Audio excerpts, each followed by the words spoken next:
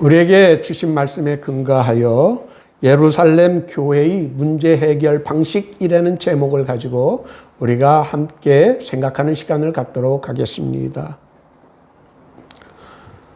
우리 세대에서는 경험하지 못한 무서운 전염병의 공격을 받고 있습니다.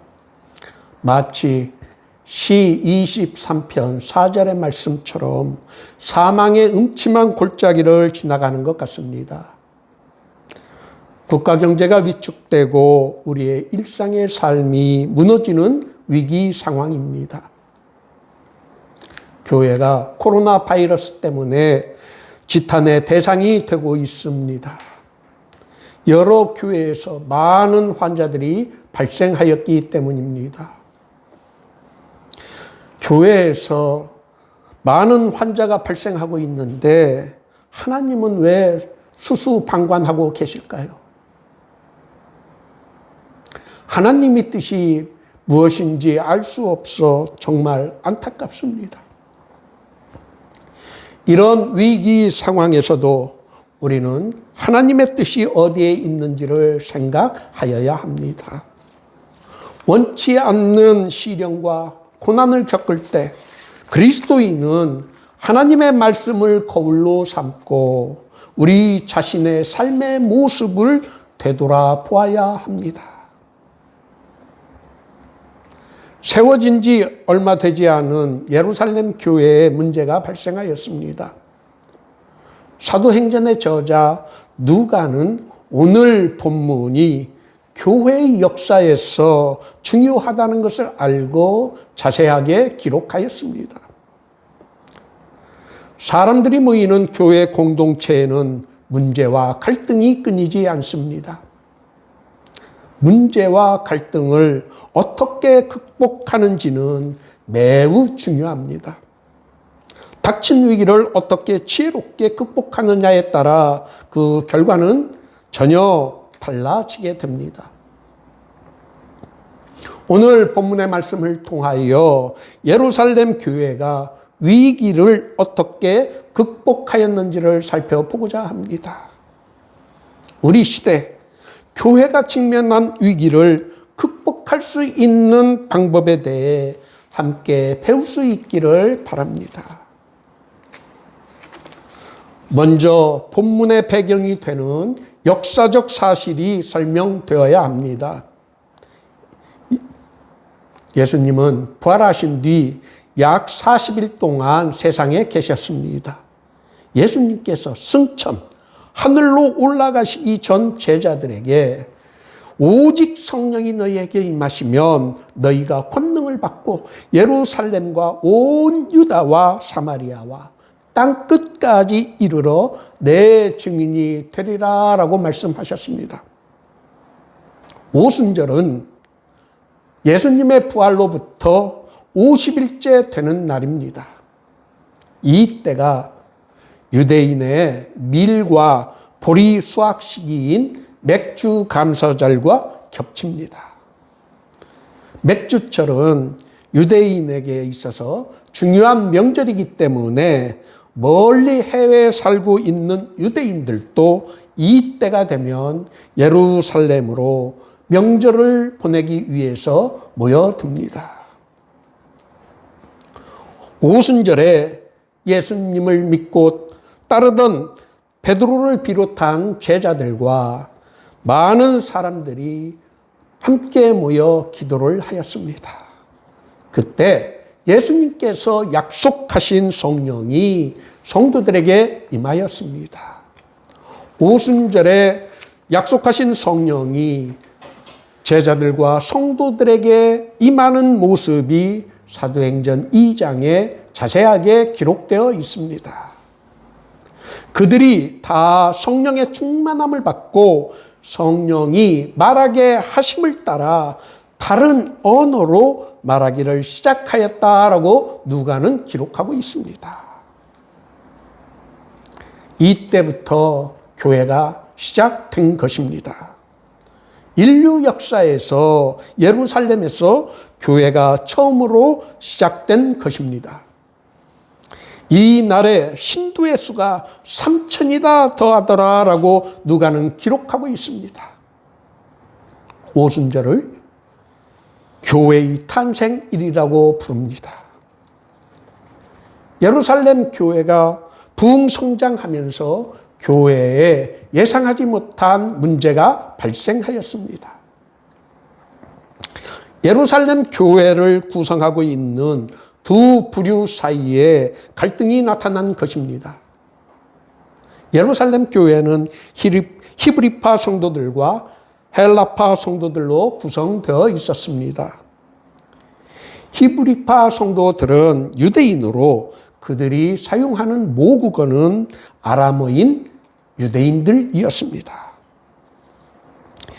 헬라파 성도들도 인종적으로는 같은 유대인이지만 그들이 사용하는 언어는 당시에 국제 통용어로 사용되던 헬라어, 그리스어를 모국어로 사용하던 사람들입니다. 같은 유대인이면서도 사용하는 언어가 달랐던 이유는 유대인들이 바벨론의 포로로 잡혀갔다가 되돌아올 때 고국으로 돌아오지 않고 세계 곳곳에 흩어져 살던 사람들이 있었습니다. 이들을 가리켜 디아스포라라고 합니다. 그들은 세계 곳곳에 흩어져 살면서 비록 모국어는 잃어버렸지만 여호와 하나님에 대한 신앙과 믿음은 유지하고 있었습니다. 그래서 같은 민족이면서도 서로 다른 언어를 사용하게 된 것입니다. 히브리파 성도들과 헬라파 성도들로 구성된 예루살렘 교회의 구제 문제로 문제가 발생하게 된 것입니다. 히브리파 과부들은 매일 구제에 포함되는데 헬라파 과부들은 구제에서 빠지게 되는 일이 발생하였습니다. 예루살렘 교회에서 히브리파 성도들은 다수를 차지하였고 헬라파 성도들은 상대적으로 적었던 것 같습니다. 자주 그런 일이 발생하자 헬라파 성도들은 히브리파 성도들을 원망하기 시작하였습니다. 같은 교회 공동체에서 이런 일이 벌어지기 시작한 것입니다.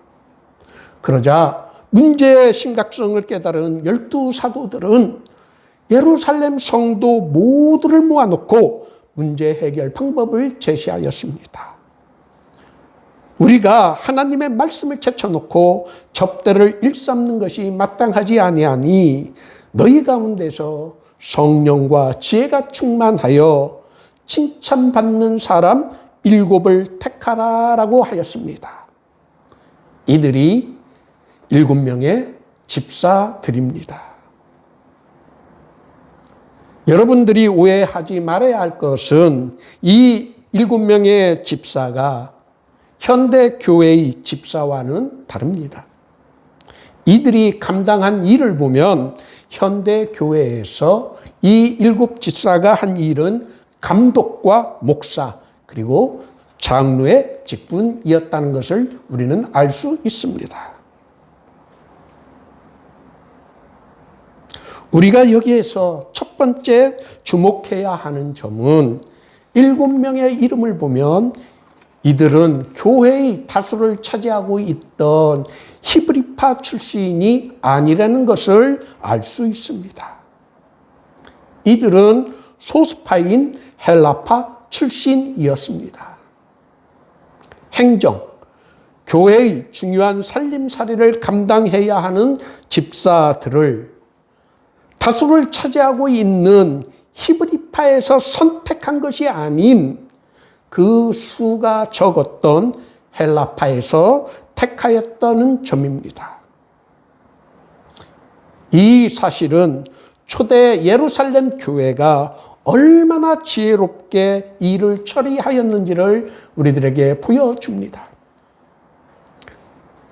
다수파가 수와 힘으로 밀어붙이는 못난 모습을 보여주는 것이 아니라 소수파를 존중하고 격려하기 위해 소수파에서 집사를 택하여 세운 것입니다. 이는 교회의 분열과 갈등을 막고 교회의 탄압을 위한 조처가 아니었을까라는 생각을 저는 개인적으로 하고 있습니다. 우리가 오늘 본문에서 두 번째로 주목해야 하는 점은 사도들이 자신들이 했던 일을 대신할 집사를 세우는 일에서 사도의 권위를 가지고 임의로 임명하지 않았다는 것입니다. 사도들은 성도들에게 7명을 택하여 세우도록 자치권을 부여하였습니다. 우리가 놓치기 쉬운 이 구절에서 우리가 발견해야 하는 것은 이 방식이 정말 중요하고 후대의 교회들이 본받아야 할 아름다운 전통이라고 생각합니다. 우리가 인류의 역사를 돌이켜보면 중세 시대에 유럽의 나라들이 기독교 국가들이 되었을 때 교회의 조직은 비대해지기 시작하였습니다. 교회가 관료적인 색채를 띠기 시작하였습니다. 교회들을 다스릴 여러 조직들이 생겨나기 시작하였습니다. 초대 예루살렘 교회처럼 교회를 다스리는 일을 자치적으로 맡기지 않고 조직적인 명령체계로 수립하였습니다. 이 일을 감당하는 최고 기관이 로마의 교황청이었습니다. 이러다 보니 권력이 집중되고 중앙 집권화가 되므로 부패가 싹트기 시작한 것입니다. 로마 교황청의 타락에 반발하여 교회를 새롭게 하기 위해 시작된 일이 종교개혁입니다. 종교개혁의 정신을 계승하고 있는 교회가 개신교회, 프로테스탄트입니다. 개신교회의 특징 중 하나는 교회의 지휘권, 다스리는 권한을 그 권한이 개별 교회에 있다는 것입니다. 특히 장로의 정치를 택하고 있는 교회들은 신학적으로는 하나님의 말씀을 교회의 권위보다 위라고 생각한 종교개혁자 깔뱅의 신학을 따르고 있습니다. 교회를 다스리는 일을 성도들에게 선택하도록 한 예루살렘 교회의 전통을 따르고 있는 것이 개혁주의 신학을 표방하는 장로회 교회들입니다. 대한예수교 장로회 합동, 우리 모두의 교회가 속해 있는 교단입니다. 이 교단의 헌법을 보면 장로의 정치에 대하여 지교회의 교인들이 장로를 선택하여 당회를 조직하고 그 당회로 지휘권을 행사하게 하는 주권이 교인들에게 있는 민주적 정치이다라고 설명하고 있습니다. 저는 교회의 지휘권이 개별 교회에 주어진 이 아름다운 전통이 요즘 우리 시대, 우리나라에서 퇴색되고 있다는 느낌을 지울 수 없습니다. 우리가 주목해야 하는 세 번째, 그렇지만 가장 중요한 점은 사도들이 해야 하는 일, 자신들의 사명에 충실하였다는 것입니다. 사도들은 성도들에게 우리가 하나님의 말씀을 제쳐두고 접대를 일삼는 것이 마땅하지 않다라고 하였습니다. 이 말씀은 어려움을 지금 겪고 있는 우리 시대의 교회들에게 주시는 중요한 말씀입니다. 교회가 가장 우선해야 하는 핵심적인 역량을 소홀하게 될 때 교회 공동체에 문제가 발생하고 부정부패가 싹트게 마련입니다. 교회는 하나님의 말씀으로 다스려져야 합니다. 이를 위하여 교회의 지도자들은 사도들을 본받아 세상의 일이나 교회 내에서 중요하지 않은 부차적인 일에 힘과 열정을 쏟을 것이 아니라 오직 기도와 말씀 사역에 전념을 다해야 합니다. 사도들이 이러한 결정을 하자 예루살렘 교회의 성도들은 기뻐하였습니다. 그 결과로 하나님의 말씀이 점점 왕성하여 예루살렘에 있는 제자의 수가 심히 많아지고 허다한 제사장의 무리도 이 도에 복종하였다라고 누가는 기록하고 있습니다.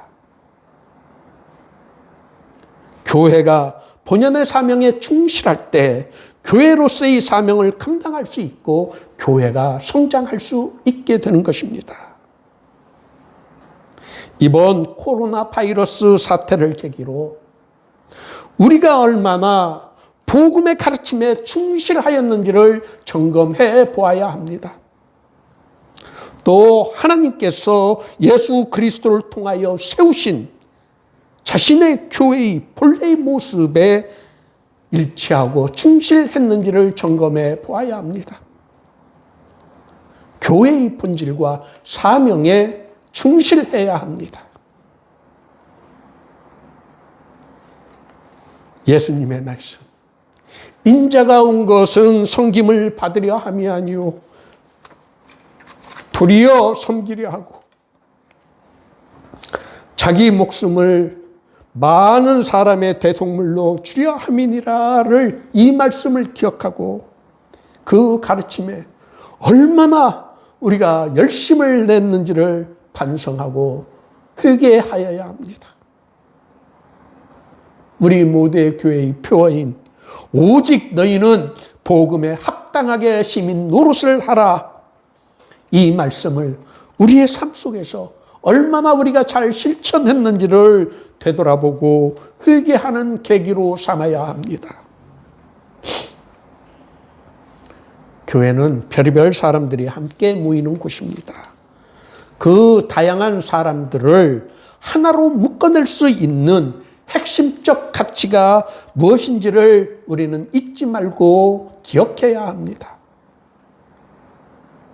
각각 악기로 구성된 심포니 오케스트라가 각각의 악기가 조화를 이룰 때 아름다운 소리를 내는 것처럼 우리 교회들이 그렇게 하고 있는지를 되돌아보는 계기로 삼아야 합니다. 교회 내에서의 모든 이질적인 요소를 성령의 역사로 녹여내야 합니다.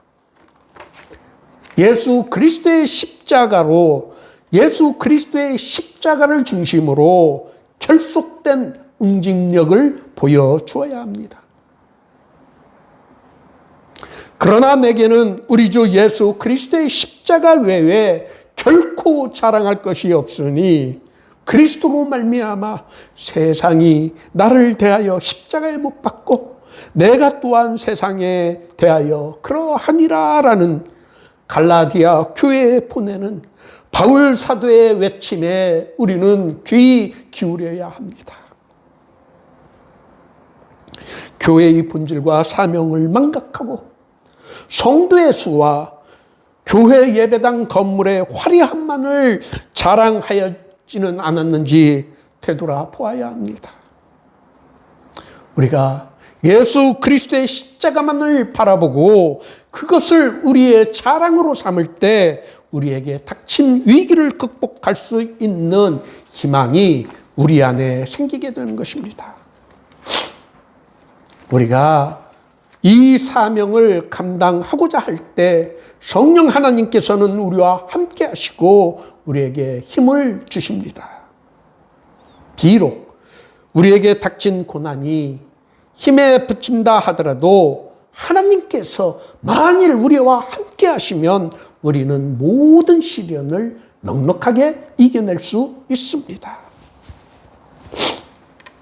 제가 성경에서 가장 좋아하는 구절 중 하나이며 핸델의 메시아에 나오는 노래의 제목이 If God be for us, who can be against us? 만일 하나님이 우리를 위하시면 누가 우리를 대적하리요입니다. 예루살렘 교회가 닥친 어려움을 어떻게 해결하였는지 또 그것을 극복했는지를 공부한 여러분 모두가 이 말씀을 붙들고 예수 그리스도의 십자가만을 붙들고 모든 시험과 고난에서 승리하실 수 있기를 예수님의 이름으로 축원합니다. 아멘.